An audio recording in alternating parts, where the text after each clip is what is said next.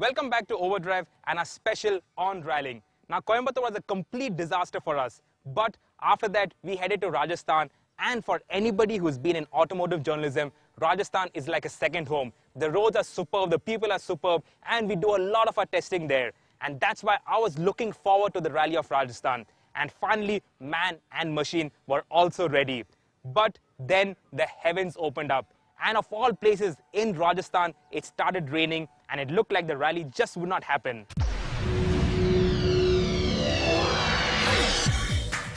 Now we are here at Jodhpur for day one of the rally. We're actually supposed to be rallying today, complete with our suits, with our rally cars. But what has happened is it's been raining a lot over here and a lot of the stages have got washed out.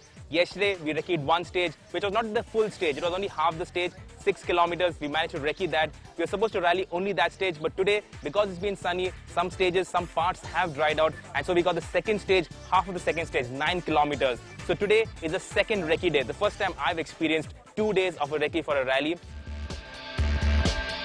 Just 3 corners into the first stage and the dramatics began. 2 massive moments in the first few kilometers were followed by this really scary moment. Caught on a cell phone camera by one of the spectators. But gradually, we got into our groove, I was trusting the notes and we were going really fast. Hitting 150 clicks at places and getting airborne at over 140 kilometers an hour. There was literally no room for error. I had never concentrated harder in my life and was quite glad to make it to the first service with the car and us in one piece. Right now, we're running third in class, 23 seconds behind Sujay. I don't think we can catch Sujay, but we need to hold on to that gap and also up our pace a bit because I know where I'm losing time and over the fast stuff, I can push harder. So this is a rally to learn from. And have fun, we did. Straight on left diversion.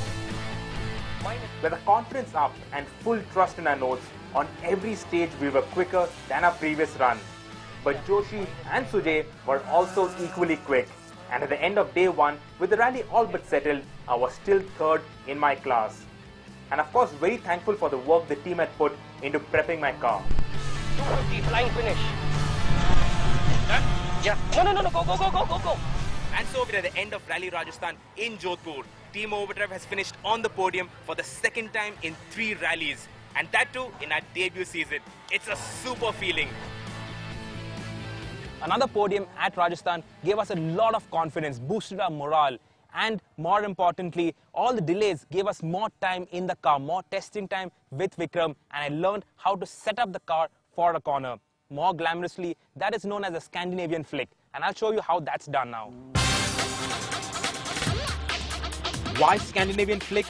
There is no definitive inventor, but this technique was devised and employed to stunning effect by famous Scandinavian rally drivers of the 60s. All of whom used to rally front-wheel drive cars, just like we do in India. It's also called the pendulum, and it is a technique where you deliberately get the rear end of the car to get loose or break traction, so the car turns easily into corners with minimal understeer while carrying more speed. Car setup is a very important tool in any rally driver's technique.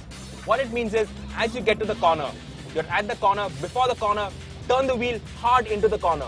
What that does is, the tail comes out. Now don't be too aggressive so that the tail is completely sideways and you have to correct before the apex of the corner. Slightly your tail out and then you're pointing at the apex, you clip the apex, at the apex a slight bit of opposite lock, power out and go fast out of the corner. Slow in, fast out, that also applies to rallying, but it has to be allied to proper car setup technique. Now after you've mastered car setup, which is not easy mind you, the next step is the Scandinavian flick or the pendulum. Now what the top rally drivers do is that if you're taking a left-hand corner, what they do is you flick the wheel to the right. Now that unsettles the rear. So once you flick to the right, then you flick to the left. Because the tail is loose, the tail comes out much easier. Unlike when you flick it normally into the corner, your tail will come out maybe 10 degrees, 20 degrees. In a Scandinavian flick, your tail will come out even more. So that allows you to set the car up much more easier for the corner and you're much faster around the corner. Again, a difficult technique to master, especially in a rally because you have only pace notes, you haven't seen the corner, you haven't memorized the corner. It's difficult to master, but the more you do it, the better you get at it. So after Rajasthan, we all headed to Bangalore for what was touted as the biggest event on the calendar, an APRC contender round.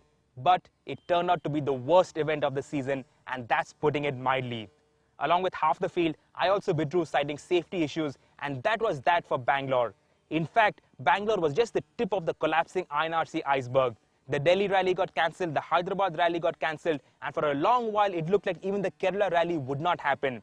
But then, a week before the rally, we finally got intimation that Kerala was happening, and we headed to Kerala for what turned out to be the last rally of the season. And for starters, the location was phenomenal. In a small two-house village called Kuttikanam, nestled in the verdant hills of Kerala, in the midst of tea plantations.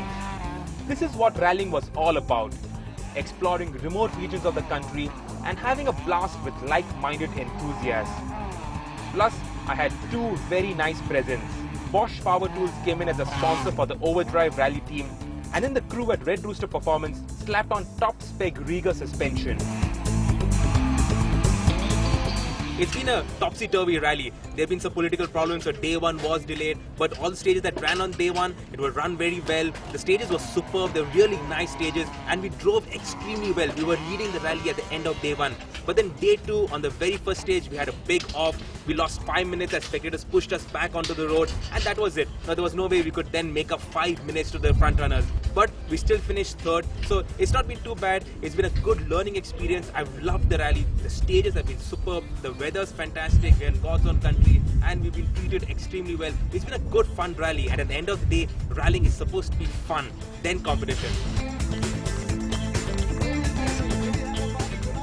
And that was that for Overdrive's rallying debut. Highs, lows, and everything in between. Do I have any regrets? Hell no. If there was any better way of spending 5 weekends in a year, I haven't heard of it.